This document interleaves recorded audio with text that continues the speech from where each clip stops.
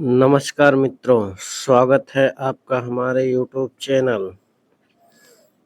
लवीऑफिशियल.com पर, जहां हर दिन आपको मिलती है नई प्रेरक और पौराणिक कहानियां।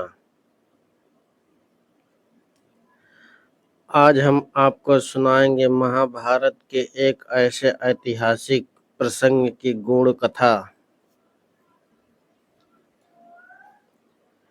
जो सत्य, धर्म और पराक्रम का अद्भुत मिलन है।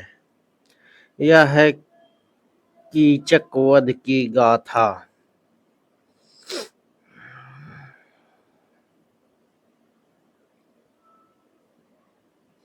अभी तक आप चैनल पे नए हैं तो चैनल को सब्सक्राइब करें, बेल आइकन को दबाएं ताकि आप कभी भी अद्भुत कथाओं से वंचित ना रहें। पांडवों ने 10 माह तक मत्स्य नरेश विराट की राजधानी में अज्ञातवास का समय बिताया। वे बड़े सादगीपूर्ण जीवन में व्यस्त थे, परंतु उनकी सुरक्षा में राजा विराट और महारानी सुदेशड़ा पूरी तरह चूक कर बैठे। एक दिन राजा विराट का साला कीचक अपनी बहन सुदेशड़ा से मिलने आया। उसकी नजर द्रौपदी शैरनंधरी पर पड़ी और काम पीड़ित होकर उसने द्रौपदी को अपने वश में करने की योजना बनाई।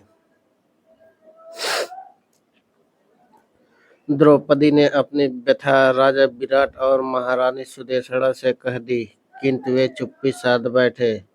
निराश होकर द्रौपदी ने भीमसेन को सूचित किया। भीमसेन ने उसे कहा,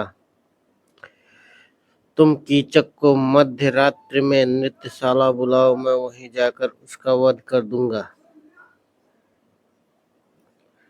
रात्र में कीचक नृत्यशाला में पहुंचा। भीमसेन ने द्रौपदी की साड़ी से अपने शरीर को ढक रखा था। कीचक उसे शैरनंधरी समझ बैठा और अपना प्रेम प्रस्ताव रखा। भीमसेन ने क्रोधित होकर कीचक पर प्रचंड प्रहार करना शुरू किया। वृक्षों को झकझोर देने वाली ताकत से कीचक को पीटा, पृथ्वी पर पटक दिया, फिर गर्दन मरोड़कर उसकी मृत्यु सुनिश्चित की। कीचक के वध का समाचार सुबह होते ही चारों ओर फैल गया। राजा विराट, सुदेशड़ा और कीचक के भाई विलाप करने लगे। द्रौपदी ने कहा,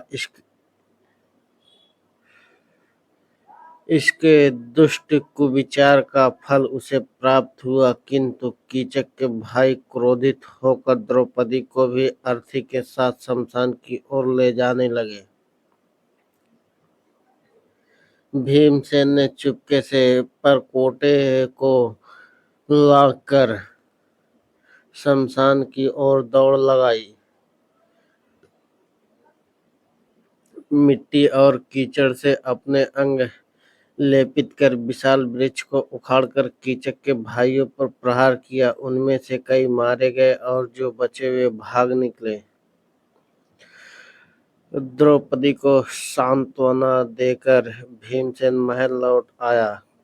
कीचक के वध से विराट नगर में भय का माहौल व्याप्त हो गया। राजकुमार उत्तर युद्ध हेतु निकला, किंतु भयभीत हो गया। बृहन्नला ने उसे प्रोत्साहित किया और स्वयं अर्जुन का स्वरूप प्रकट किया। अर्जुन ने उत्तर को विश्वास दिलाया कि वे स्वयं युद्ध में उसकी रक्षा करेंगे।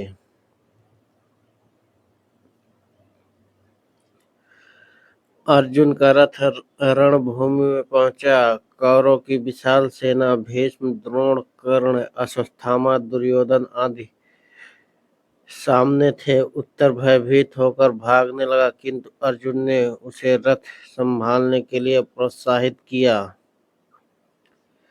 वे देवदत्त शंख की गर्जना के साथ अर्जुन ने स्वयं को प्रकट कर दिया। दुर्योधन ने पितामह भीष्म से कहा कि पांडवों का अज्ञातवास पूरा नहीं हुआ।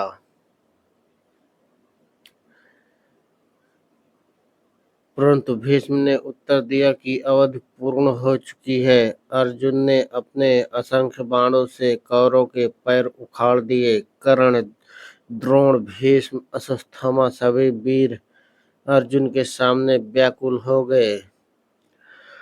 कर्ण पर बाणों की ऐसी वर्षा हुई कि उसका रथ, सारथी और घोड़े सब नष्ट हो गए।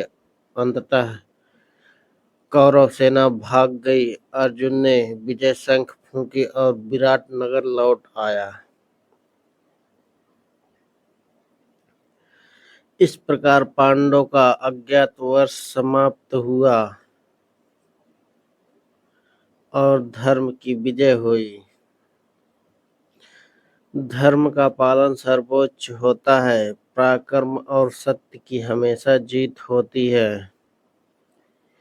अन्याय के सामने कभी झुकना नहीं चाहिए।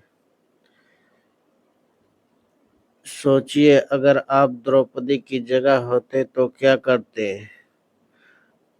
पूरी प्रेरणादायक और पौराणिक कहानियां सुनने के लिए हमारे चैनल nabiofficial.com को सब्सक्राइब जरूर करें,